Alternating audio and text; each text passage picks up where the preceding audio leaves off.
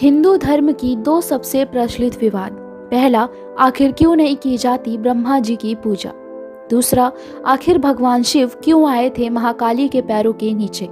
तो चलिए आज इस वीडियो के द्वारा जानते हैं इन दोनों रहस्यों को। जहां एक तरफ ब्रह्मा जी को सृष्टि का रचयिता कहा जाता है, जहां सभी देवताओं की पूजा भी होती है, लेकिन ऐसा क्यों कि ब्रह्मा जी की पूजा नहीं होती।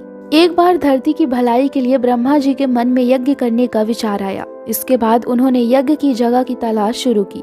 फिर उन्होंने अपनी बाह से निकले हुए एक कमल के फूल को धरती पर गिराया। मान्यता है कि ब्रह्मा जी का फूल जिस जगह पर गिरा वहीं पर उनका मंदिर बनवाया गया। यह मंदिर राजस्थान के पुष्कर में स्थित है। कथा के मुताबिक ब्रह्मा जी पुष्कर यज्ञ करने पहुंचे। इस दौरान सभी देवी देवता भी यज्ञ स्थल पर पहुंच गए, जबकि उनकी पत्नी सावित्री ठीक वक्त पर नहीं पहुंच पाई। शुभ मुहूर्त का वक्त निकला जा रहा था। इस यज्ञ को पूरा करने के लिए एक स्त्री की आवश्यकता थी। वक्त निकला जा रहा था, लेकिन देवी सावित्री का उस समय कुछ पता नहीं था। वही यज्ञ अगर समय पर नहीं संपन्न होता तो इसका लाभ नहीं मिलता। इसलिए ब्रह्मा जी ने उस दौरान एक स्थानीय ग्वाला से विवाह कर लिया और यज्ञ की शुरुआत की। यज्ञ शुरू होने के थोड़ी देर बाद ही जब देवी सावित्री वहां पहुंची, तब उन्होंने अपनी जगह पर एक अन्य स्त्री को ब्रह्मा जी के साथ बैठा देखा। यह देखकर सावित्री बहुत क्रोधित हो गई। उन्होंने उसी वक्त ब्रह्मा जी को श्राप दिया कि इस पूरे संसार में कभी उनकी पूजा नहीं होगी और कोई भी व्यक्ति पूजा के समय उन्हें याद नहीं करेगा।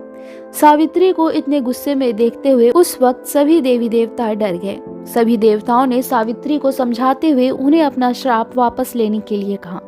सावित्री का गुस्सा जब ठंडा हुआ, तब उन्होंने यह कहा कि जिस स्थान में ब्रह्मा जी ने पूजा किया है, केवल उसी स्थान पर उनका मंदिर बनेगा।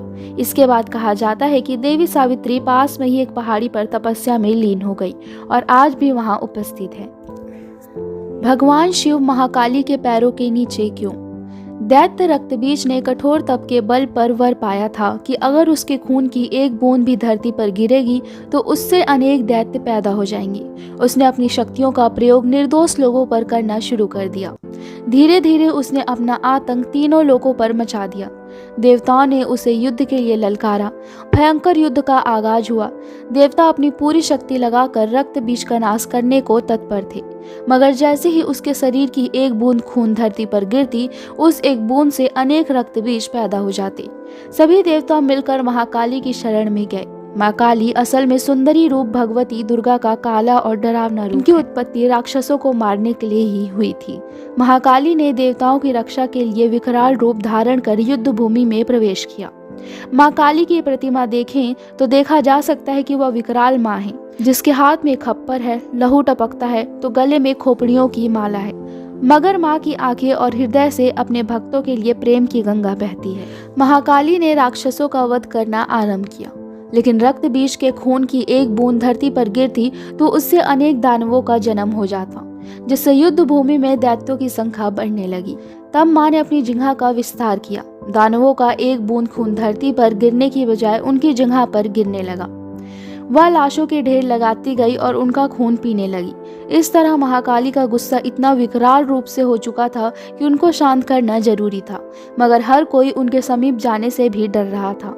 सभी देवता भगवान शिव के पास गए और महाकाली को शांत करने के लिए प्रार्थना करने लगी। भगवान शिव ने उन्हें बहुत प्रकार से शांत करने की कोशिश करी। जब सभी प्रयास असफल हो गए तो वह उनके मार्ग में लेट गए।